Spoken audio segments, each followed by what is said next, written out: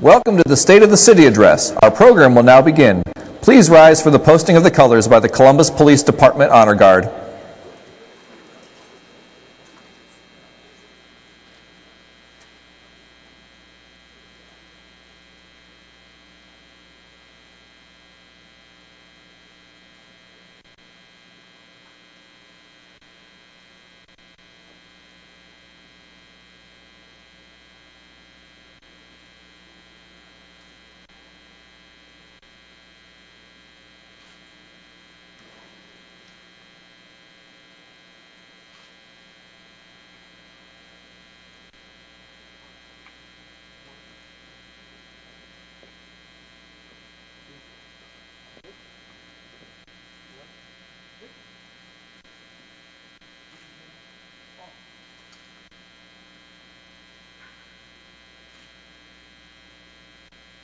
Please remain standing for the singing of the national anthem and the Pledge of Allegiance.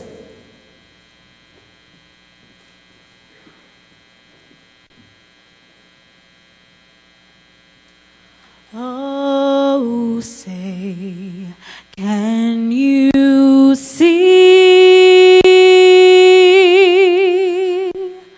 by the dawn's early light what so proudly we held at the twilight's last gleaming, whose bright stripes and bright stars through the perilous fight o'er the ramparts we watched, where so gallantly streaming, and the rocket's red glare, the bombs bursting in air, gave proof through the night that our flag was still there. Oh, say, does that star-spangled banner yet wave o'er the land of the free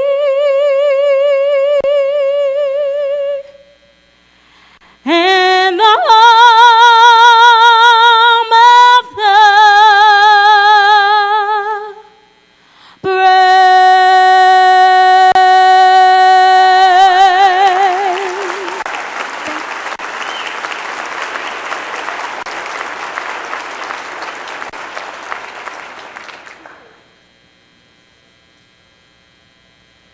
I pledge allegiance to the flag of the United States of America and to the republic for which it stands, one nation, under God, indivisible, with liberty and justice for all.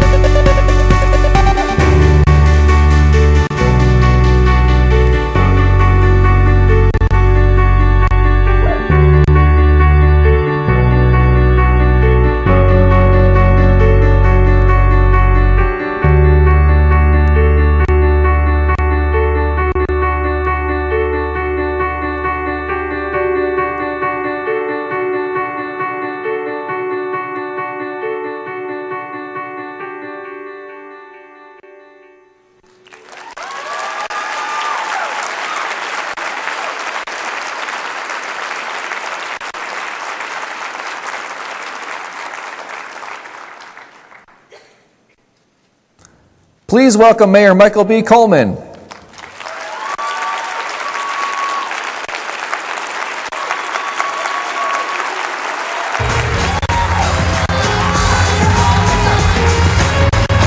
evening. Oh, thank you so much. Thank you, thank you.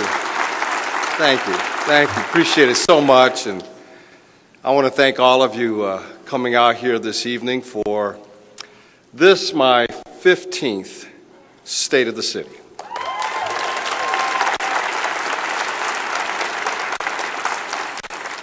I want to thank my good friend Max Damron, who is here, for leading us in the Pledge of Allegiance. This is his 5th time joining us at the State of the City. And thanks also to the best division of police in the nation for presenting the colors. And then, of course, to Sydney Arterbridge. You know, she's on American Idol. Did you know that? So we got to watch her and cheer her on. And thank you for that beautiful rendition of the national anthem.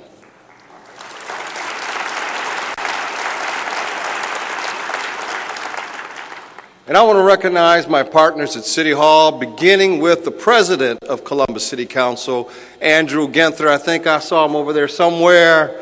And Council President Pro Tem Troy Miller.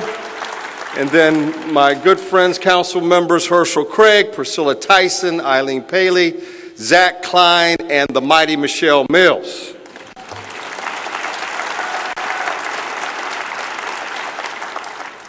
And then the Columbus icon, the City Auditor Hugh Dorian.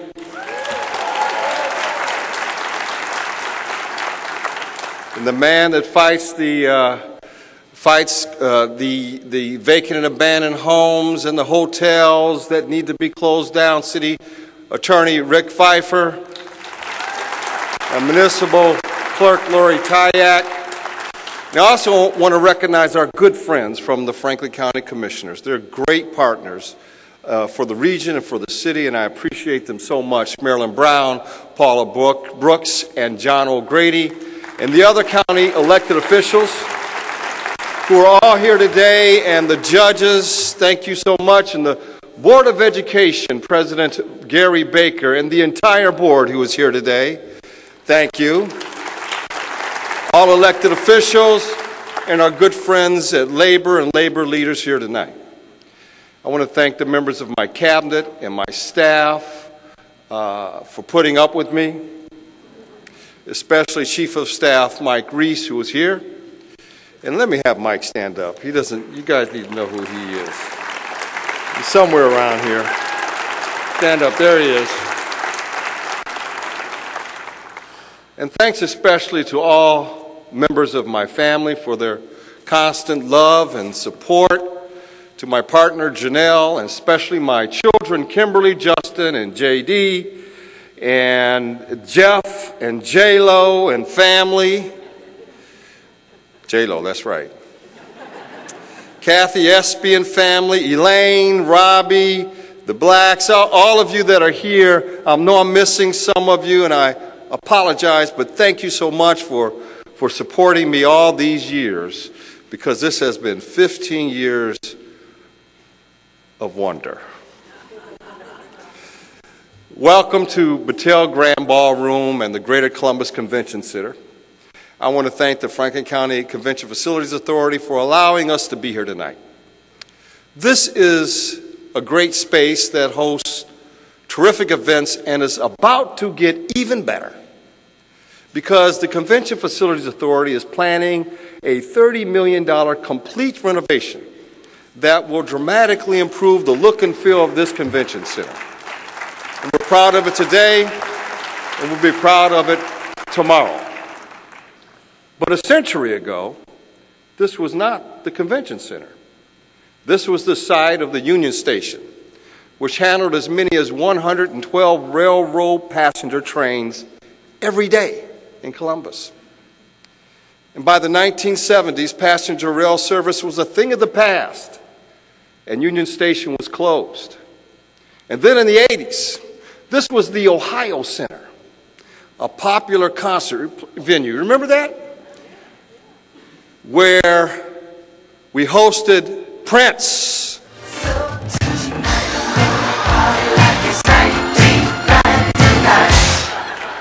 Billy Idol.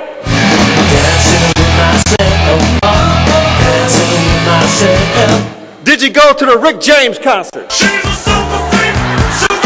I was there. And then Culture Club, Boy George himself. All right. We couldn't help but do that.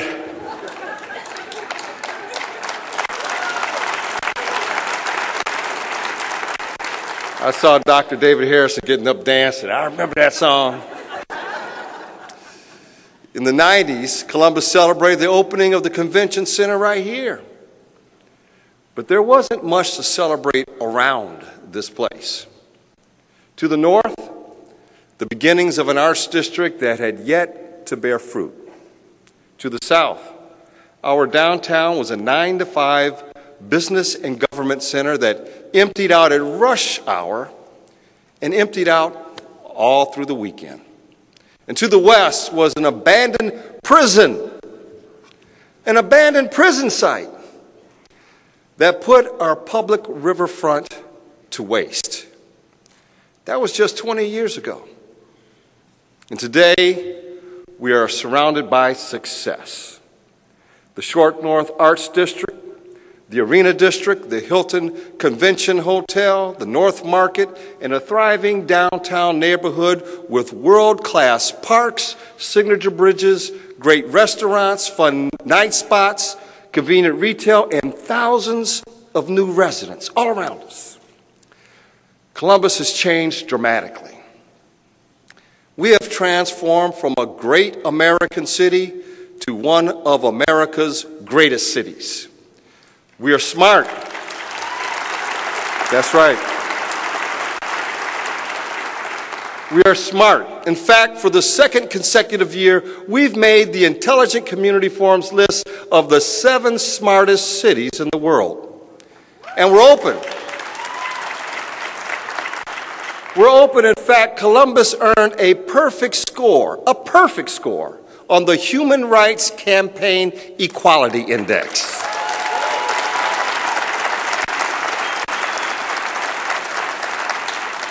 We're not done yet because we are the best managed city in America.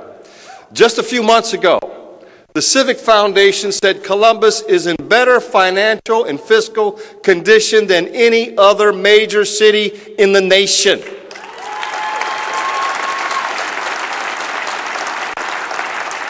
And many of you don't know this, but we're the largest American city with both a positive financial outlook and a AAA credit rating from 3 major rating agencies. It's a big deal. And I want to recognize Auditor Hugh Dorian for his unparalleled leadership on this front. Thank you, Hugh. We are one of the greenest cities in America.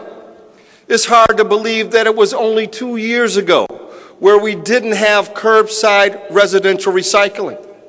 And today our recycling program is so successful that we are expanding it to 16,000 condos and apartments.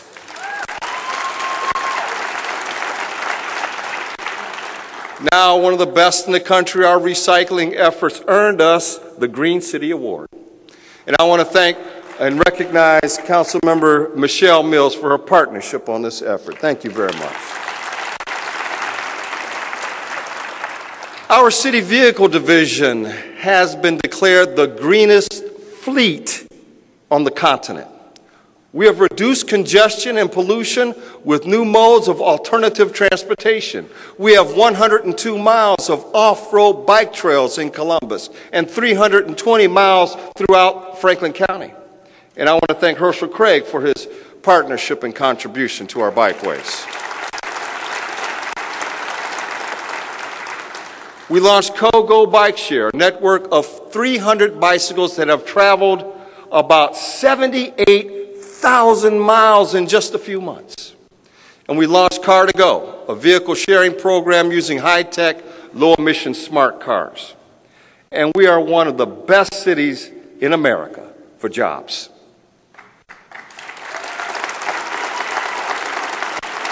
In 2013, our work created more than 3,700 new jobs, $774 million in private investment, and almost $30 million in new annual payroll in the city of Columbus. Already this year, we've made deals to create another 600 new jobs, and we're not even through the second month. And we'll announce more soon that could double that figure very soon. And I want to thank Councilmember Zach Klein for his leadership on economic development in the city of Columbus. Thank you, Zach.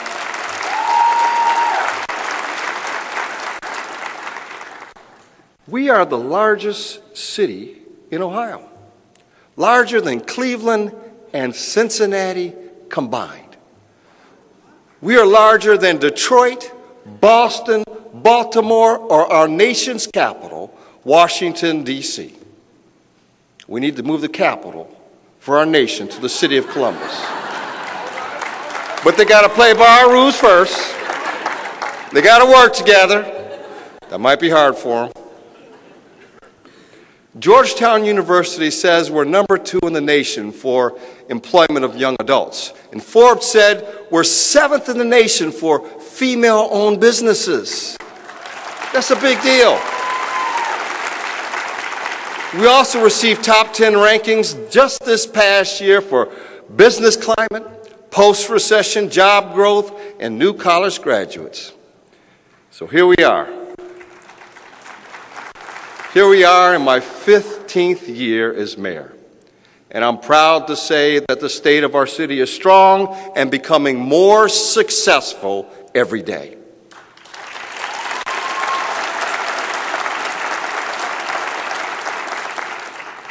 Unfortunately, not everybody is sharing in the success of our city. Columbus is a community of stark and sobering contrasts. Some bask in the glow of our success while others struggle every day just to see the light. Despite one of the lowest unemployment rates in the nation, we have one of the highest poverty rates in the nation. Despite a job market that is the envy of much of the country, our median household income is $8,000 lower than the national average. Despite almost 1 million people working in Columbus, more than at any other point in our history, some neighborhoods have unemployment rates of more than 30%. Despite our status as one of the most affordable cities in the nation, more than 1,000 of our residents are homeless each and every day. Despite being home to some of the best colleges and universities in the nation, more than 30,000 of our children are trapped in failing schools. For all the prosperity that we have in Columbus, not everybody is sharing in it. We will not truly fulfill our promise as a city until we share our success with all of our residents.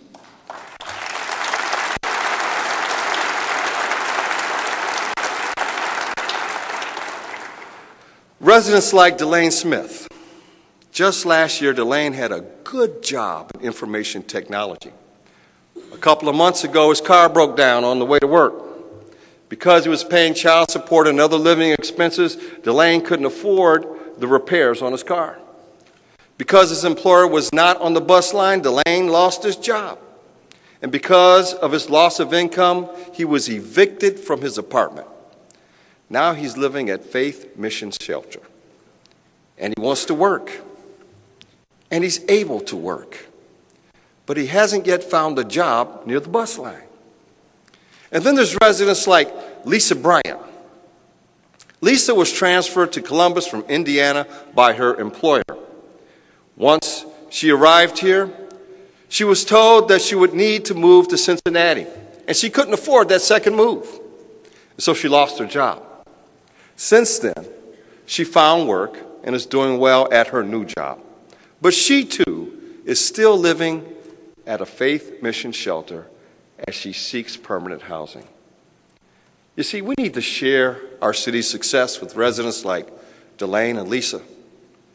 Sharing our success means ensuring our residents have roofs over their heads and strong neighborhoods to live in.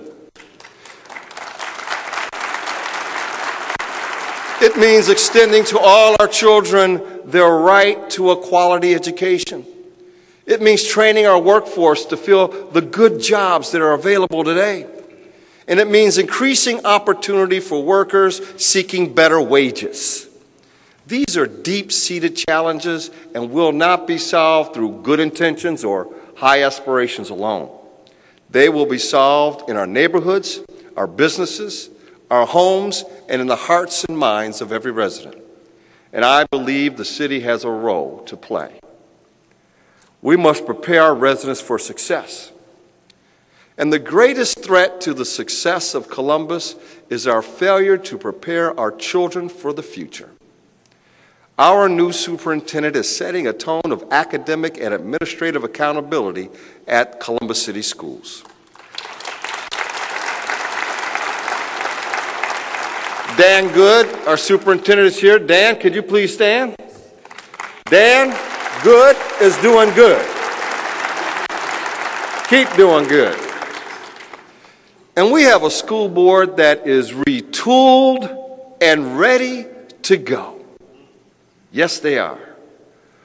But the challenges facing our kids are daunting, and Dr. Good and the school board cannot solve them alone.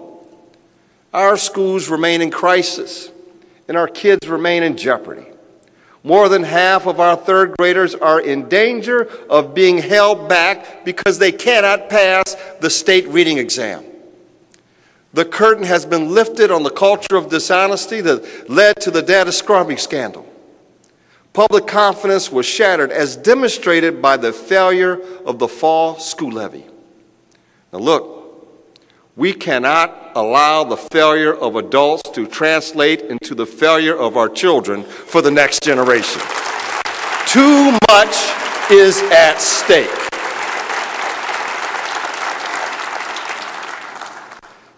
I want our kids to know we are still in their corner. No matter your family situation, your neighborhood, or economic status. In fact, we must double down on our efforts to give our children a quality education. That means parents need to be parents. Parents need to be parents. Good schools are no substitute for good parents. In fact, the best school reading program will never be as effective as a parent reading with a child at home.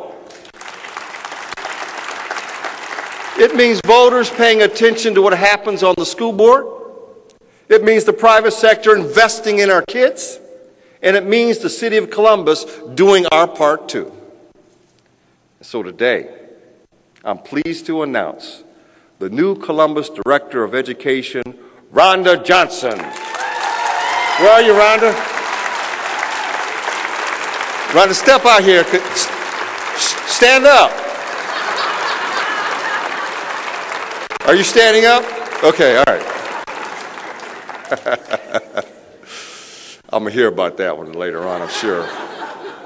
Rhonda will focus on improving the education of our kids, engaging directly with the superintendent, and serving as the city's voice on the Board of Education. Thank you for accepting this important role, Rhonda. We're all looking forward to it. When our kids enter kindergarten prepared to learn, they are prepared for the rest of their lives. Unfortunately, 34% of Columbus City school children enter kindergarten unprepared. And almost 60% of our third graders are not ready to pass the state's third grade reading guarantee. This requires them to repeat the third grade. Now, not only will this strain our resources and our facilities and our teachers, but by failing to read at the very basic third grade level, these children will already be behind before they get started in life. And so education must start early. Many cities and states get this. In Denver, 90% of children who participate in preschool are prepared for kindergarten. In Tennessee, students who attend a state-funded preschool scored 82% better on early reading and math skills than those who didn't. Even in the state of Georgia, 82% of pre-K kids scored higher on third grade reading. Now look, our Columbus Education Commission got it right too. The commission recommended that we extend a quality early childhood education to 4-year-olds. And thank you, Commission, for that. So tonight, I'm proud to announce Early Start Columbus. We will invest $5 million in Early Start Columbus to provide quality preschool education in the coming school year. And I want to thank Council President Andy Ginther for his leadership on this issue. Thank you very much, my partner. We will work with leaders from the business, faith, and education communities, as well as the state and federal government, to develop a long-term pre-K plan for 4-year-olds. We need to get our kids ready to learn, ready to read, and ready to succeed. And we need to start early now with Early Start Columbus. We also share our success as a city by getting our workforce ready for the jobs we create. And we are very successful in creating jobs. I'm here to tell you. Since the year 2000, that was my first year in office, we've created about 40,000 jobs in Columbus. So we don't have a problem creating jobs. We have a problem filling jobs. Today, 23,000 residents are out of work, are unemployed. Yet 20,000 jobs are open right now and ready to be filled today in the city of Columbus. We need to fill the jobs we already have. In just 6 years, it is estimated that nearly 60% of our jobs will need a post-high school credential. Today, only 1/3 of our residents meet this standard. We will meet this challenge by closing our skills gap. We are beginning a consortium of Columbus State Community College, COWIC, AEP, Nationwide Children's Hospital, J.P. Morgan Chase, Columbus City Schools, and the City of Columbus. We will marshal our resources to meet today's workforce needs by developing the skills of our people. Dr. David Harrison, president of Columbus State, will lead an initiative called FastPath. Under FastPath, Columbus State will work with employers like Nationwide Children's Hospital to identify employment needs and develop work-based training for our underemployed and unemployed. Under FastPath, some careers such as medical assistants may require extensive training or even an associate's degree, while others will require only job readiness training for immediate placement. Dr. Harrison is here today. Dr. Harrison, you finished dancing? Please stand.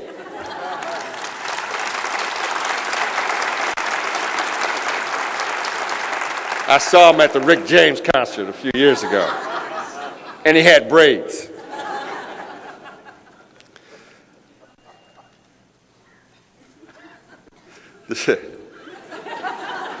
I just had this image.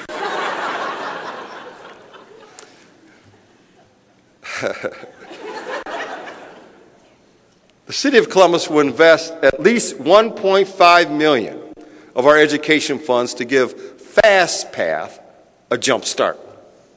Through this partnership, we will close the skills gap and put our people back to work. And so I want to thank Councilmember Priscilla Tyson for her leadership on workforce development. Thank you so much, Councilmember Tyson. We need to share our success by rebuilding the lives of our homeless. Columbus is the best city in the nation when it comes to caring for our most vulnerable residents, thanks to the Community Shelter Board's Rebuilding Lives program and its partners. But despite our efforts, homelessness is becoming a bigger problem in Columbus, not smaller. We have more homeless today than at any other time in our history. On any given day, this winter, this cruel and heartless winter, there are 1,200 homeless people in Columbus. Our shelters are so full that 150 more are left outside to fend for themselves. We must reduce homelessness in Columbus. In fact, we must eliminate it. But to do so requires us to embrace new strategies that have not been advanced by any community in the nation. The Community Shelter Board will create the nation's first case management system to customize intensive individual care so that when someone shows up at the door of our shelters, they can know there is hope on the other side.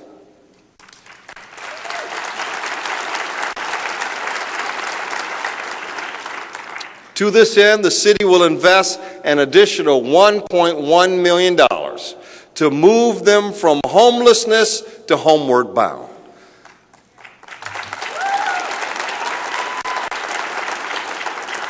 These increased resources will do more than just warehouse folks with a cot and a hot meal.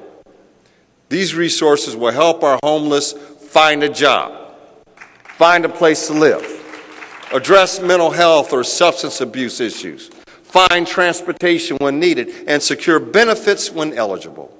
In other words, through individualized case management, we aim to put our homeless in a position to share in our city's success.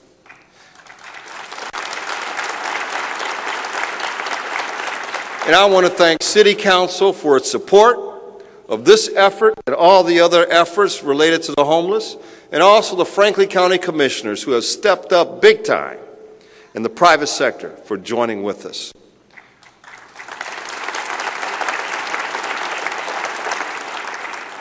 We must share success wherever success appears. A decade ago, our city went on a journey in uncharted waters to create housing downtown. As a result, downtown Columbus is now the epicenter of the strongest housing market in the region. And I'm proud of this success.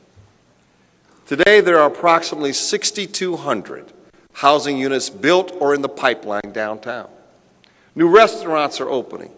2 grocery stores and a successful North Market give food shoppers a place to go. Employees live within a block or 2 of their jobs, and retail is on the way.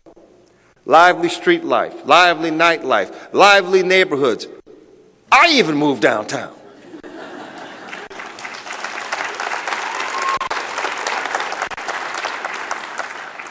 But our success has been tempered because not everybody can live downtown. When we began this effort, you heard me say all the time that downtown is everybody's neighborhood. But when it comes to housing, it's not. If you can afford $2,500 rent for a 2-bedroom apartment, if you can't afford that, then you cannot live downtown, even if you work downtown. About 82,000 people work in downtown today. It's a diverse workforce ranging from CEOs of international corporations, a mayor, and to street vendors. But downtown living shouldn't just be possible for CEOs. Others working downtown should be able to live there too.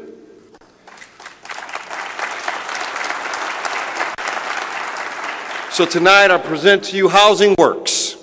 Housing Works, a new effort to give working people an opportunity to live near their jobs. This includes downtown and other job centers around the city. So therefore, I propose that the city set aside $11 million in capital funds over the next 5 years to help incentivize workforce housing in and around Columbus job centers.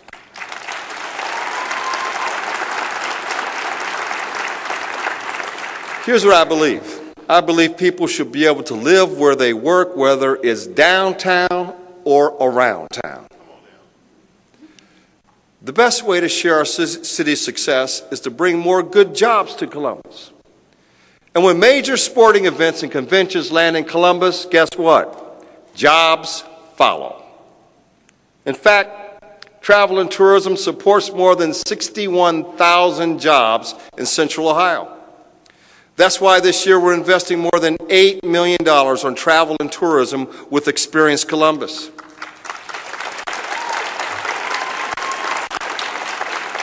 These investments are paying off with big time, with new conventions and sporting events. This past year, we hosted the President's Cup, the World Cup qualifier soccer match. Next year, Nationwide Arena will host the National Hockey League All-Star Game.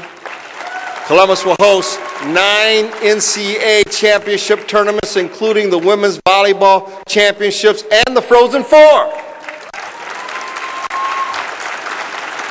And Columbus is one of 7 finalists to host the NCAA Women's Final Four. So I want to recognize Linda Logan of the Greater Columbus Sports Commission. Where is she? Stand up, Linda. Linda. And Brian Ross of Experience Columbus for their outstanding work. I appreciate what you do because you do it well, both of you. You're making a big difference to our community. But you know, we're not done. We are going to pursue a major political convention in 2016. Now look, I'm a proud Democrat.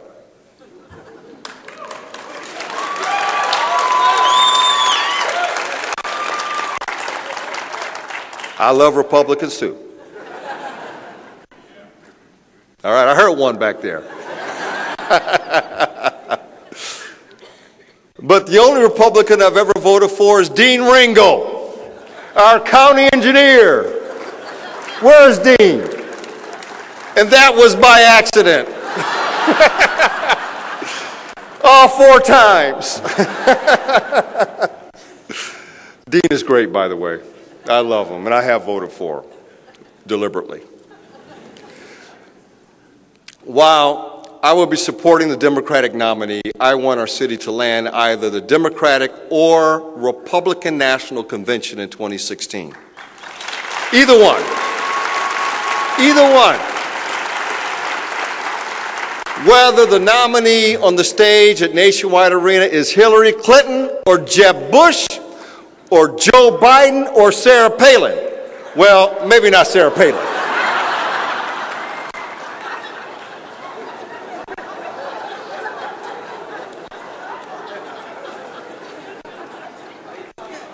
I know I'm going to hear about this. I'll have protesters up and down my office tomorrow, I'm sure. The Republican or Democratic National Convention will create an infusion of jobs, revenue, and international recognition while injecting millions into our economy. And it will command the eyes of the world on the city of Columbus in a way that no other event could.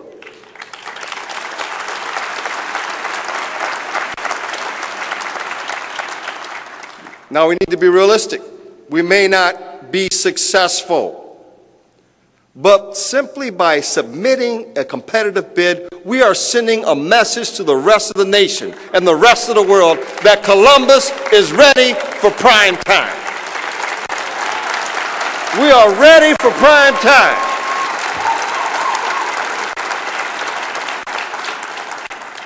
And if they don't come here, we'll have the convention here anyway. We'll nominate our own president. And being ready for prime time requires strong passenger air service. Port Columbus is located in the center of the state. It is in the center of the economy for Ohio, the center of government for Ohio, the center for higher education for Ohio, and we should be the gateway to Ohio for the rest of the nation. No longer should we view Port Columbus as our local airport, because the truth is, Port Columbus is Ohio's airport. Susan Tomasky is here. And could you stand, please, Susan? Chairman of the Board of Columbus Regional Airport Authority. And is that Kathy Rance here next to you? I think so. She has a great honor coming up this week. So glad to have you, our past board chair. Thank you very much. Direct flights are instrumental to our ability to recruit and expand businesses in Columbus. It's simple. Direct flights mean direct investment in Columbus. Daily, 142 direct flights carry passengers from Port Columbus to 31 destinations. Last year, 2 daily direct flights were added to Los Angeles. But LA remains our only direct flight to the West Coast. San Francisco is an important and growing market for our business community. Every day, 200 travelers hop a plane from Columbus to the Bay Area. Actually, they hop 2 planes because there are no direct flights to San Francisco. Working with the airport authority's outstanding president, Elaine Roberts, we intend to change that.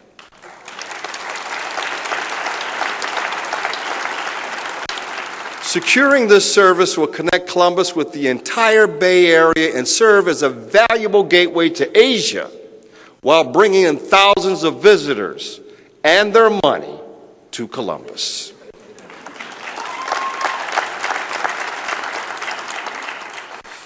You see, Port Columbus is more than an airport. It's a major job center that generates more than 33,000 jobs with more than $1.1 billion in payroll. Studies say we can grow 24,000 more jobs in the region just around the airport.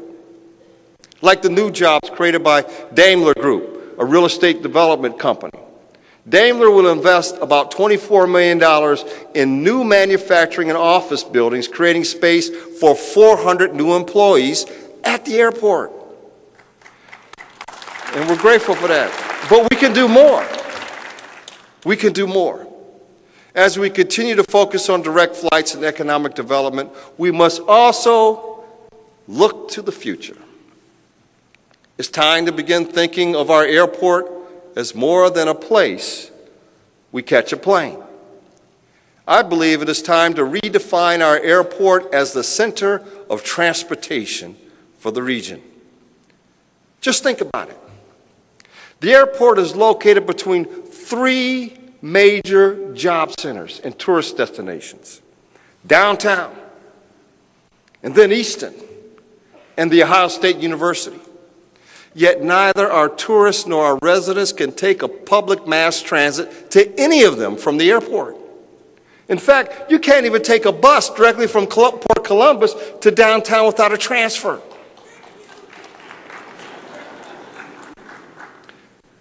Now, did you know today freight rail lines run from downtown to areas near the airport? Did you know that in the 1920s, this same rail line, this same track, brought people from New York City and Washington, D.C. to Columbus to catch a flight? So the question is, can we connect our downtown to our airport by passenger rail? That's the question.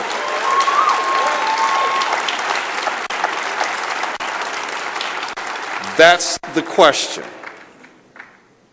I'm not answering it today.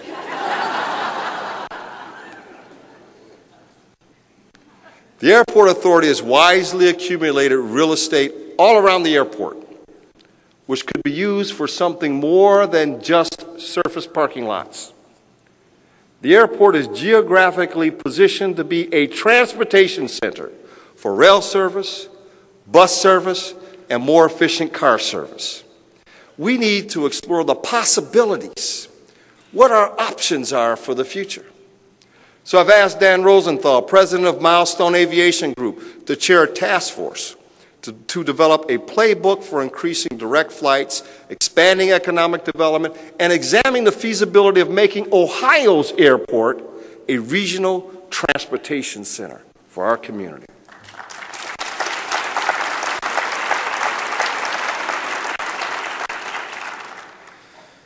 We must protect the success of this great city with strong, sustainable neighborhoods. Neighborhoods is what it's all about. And I want to thank Councilmember Troy Miller for his leadership on strengthening our neighborhoods. Thank you, Troy. So tonight, I'm proud to announce a new, innovative green neighborhood effort that addresses neighborhoods, job creation, job training, kids and families, and protecting our environment. This new neighborhood park was once a vacant lot where the Southside Settlement House once stood. It will also serve as a stormwater treatment facility without looking like one. This small little park, this small park, represents a big new $2.5 billion, with a B, $2.5 billion 30-year initiative called Blueprint Columbus. Now, Blueprint Columbus is an innovative sustainability program that builds parks and green space in neighborhoods while dealing with the massive sanitary sewer problem that has plagued Columbus for generations. Here's how it works. When we get too much rain, sewage can overflow from our aging sewers into our rivers, our streams, and sometimes our basements. To address this problem, communities typically construct miles and miles of large tunnels dedicated solely to holding sewer overflows a few days a year after significant rainfall. We believe there's a better way. Blueprint Columbus will keep stormwater from entering sewers in the first place. We will divert water away from sewers toward rain gardens and surface water filters. And in order to accomplish this grand mission, we will convert the eyesore of blighted, vacant, and abandoned land into new parks and neighborhoods all across the city of Columbus.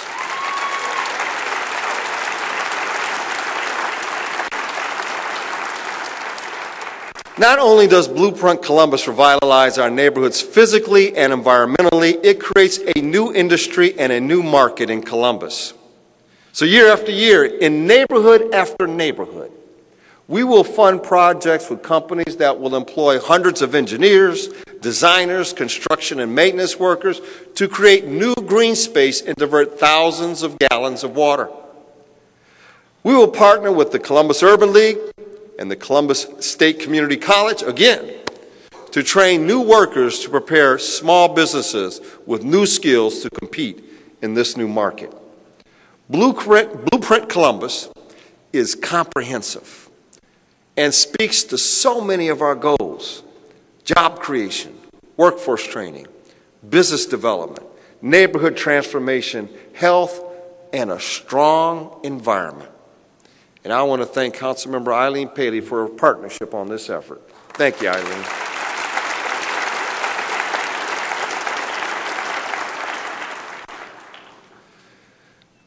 Now, sharing our success, that's what we're here about today. Sharing our success also means giving people a second chance in life after they have paid their dues to society.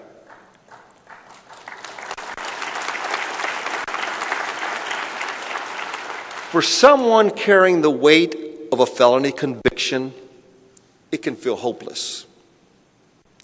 With few job offers and little hope for one, few employers will take a chance on convicted felons. They wear the mark of a criminal that cannot be easily erased. Many rehabilitated felons lose any legitimate skills they ever possessed in life while they're in prison, whether those skills were limited or substantial. And after spending years in prison, the world to which they've been released is foreign to them. With the deck stacked against them, they are faced with difficult choices: to find a way to fit in or to throw in the towel by committing another crime. So working with COWIC and our Civil Service Commission, we formed what's called Restoration Academy, a small program with a big, giant impact. Restoration Academy gives rehabilitated felons a chance to restore their lives in the community they violated through rigorous skill training, academic remediation, and physical conditioning. Not everybody makes it. In fact, in the first 2 years, 24 out of 30 graduated from Restoration Academy, and 22 have found jobs.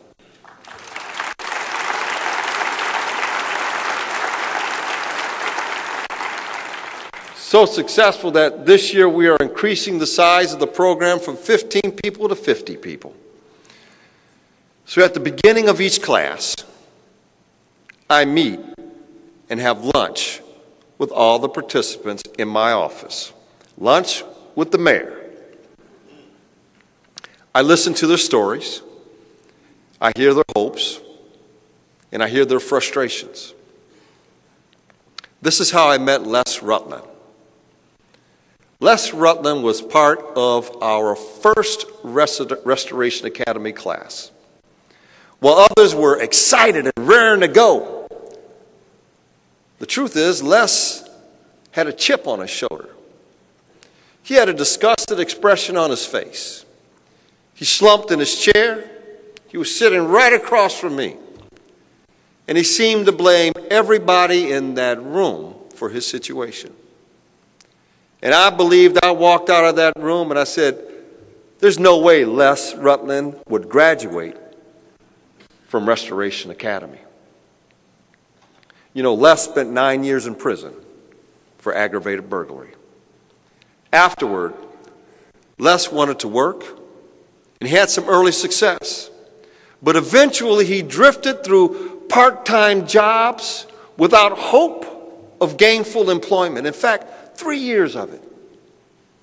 He faced obstacle after obstacle after obstacle due to mistakes for which he had already paid for. But something happened along the way with Restoration Academy. Les reversed course, took on the challenge, demonstrated leadership, and approached this new opportunity with renewed vigor. He proved me wrong, and he graduated from Restoration Academy. In fact, he not only just graduated, he was so impressive that he was elected class speaker at the graduation ceremony. Giving, and I'm telling you, giving one of the best heartfelt speeches I have ever heard in my life, bringing myself and the audience to tears. To tears. Today, he is a city custodian who has earned the admiration of his co-workers and supervisors. Les said, quote, I'm going to quote it.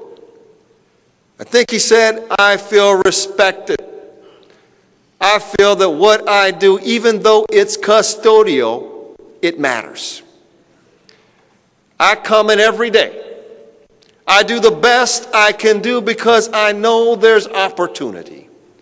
End quote.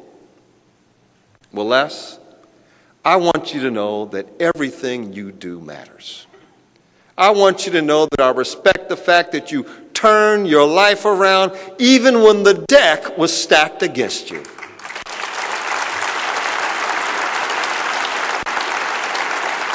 Les is here tonight, and his loving mother, Anna Rutland.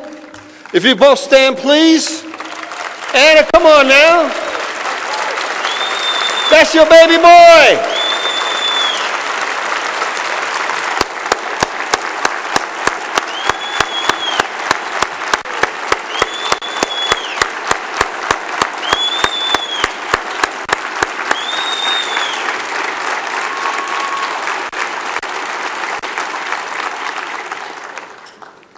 Les reminds us what we can achieve when we seize the opportunity. I'm proud of you, Les. Seizing that opportunity and making something of it. You know, Columbus is a great city. And we can become an even greater city when we too seize the opportunity and share our success with all of our residents. God bless you. God bless the city of Columbus and the United States of America. Thank you very much.